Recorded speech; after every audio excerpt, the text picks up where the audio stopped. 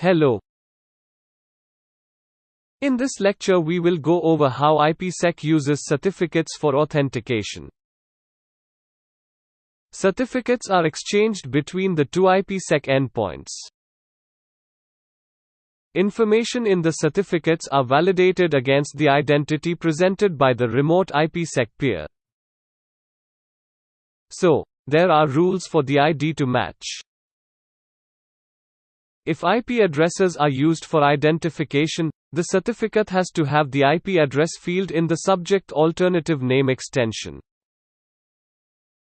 This IP address has to match the IP address of the initiator. You can also use FQDN for matching.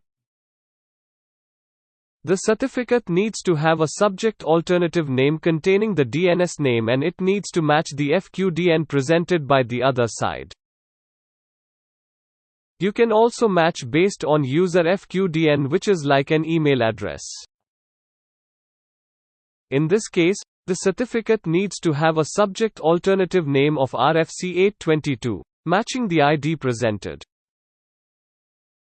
The subject name of the certificate contains the distinguished name. The subject is composed from different information including the common name CN, the organization unit, and other information. The subject name ID presented can match the common name field or other attributes in the subject or distinguished name in the certificate. The certificate can contain one or more identity. The identity can be in the subject field or the subject alternate name extensions. Matching can be done based on a combination of the subject field of the certificate and the alternate name fields. So, if you recall, we discussed the 6 main mode phases. In case of certificates authentication, the peer validation uses certificates issued by a trusted certificate of authority. Message 1 and 2 are the same as before. Message 1 sends the header and security association requesting certain encryption, hashing and Diffie-Hellman group to use. Message 2 selects the encryption, hashing and Diffie-Hellman to use for communication. The next step is for the initiator to generate a Diffie-Hellman key, a number used once, and send its vendor IDs. Once the responder gets message 3, it will determine based on the database that this is a peer that should use certificate authentication. The responder usually has multiple certificate of authorities trusted. The responder will send a certificate request listing all the certificate of authorities that are trusted by the responder. It sends this information in message 4 to the initiator. The initiator searches its endpoint certificates for a cert from the trusted certificate of authority. It actually knows which one is configured in the entry that triggered this communication. So, it gathers 2 pieces of information. It will identify the ID that should be presented back to the responder and also the certificate that will be used. It will create hash I, same like the process that it did as in the pre-shared key, however the pre-shared key is not used in this case. So, if we see in this case, the SKey ID is generated using a pseudo-random function that uses the nonce initiator and responder. This pseudo-random function uses the cookie initiator and responder, which is nothing more than the messages in main mode message 1 and 2. It takes the nonces and the cookies and create the skey or seed key. It then creates the encryption and hashing keys.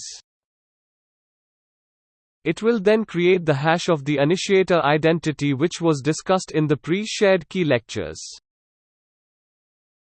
It takes the hash and encrypted using its private key.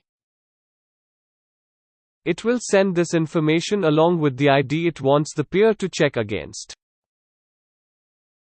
The peer needs to know the public key so it can decrypt the encrypted hash. Remember that what gets encrypted by the private key gets decrypted by the public key. So, it sends its own certificate which contains the public key.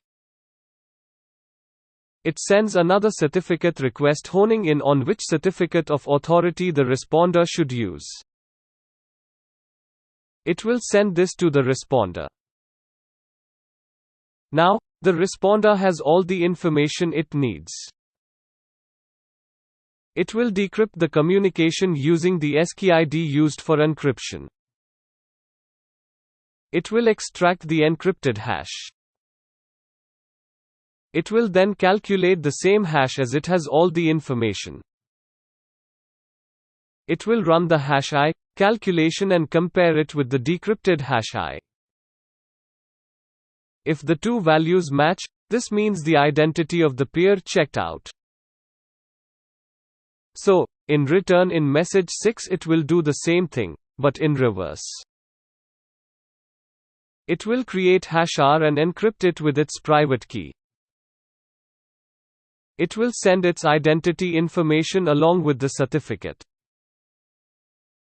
The initiator will get this message. It will decrypt the encrypted hash. It will validate that it matches its own calculation of what it should be for hash responder. If the two matches, that means the identity was validated. Now that the two peers validated each other, phase 2 can begin. Hopefully you enjoyed this lecture. We will discuss more in the next lecture.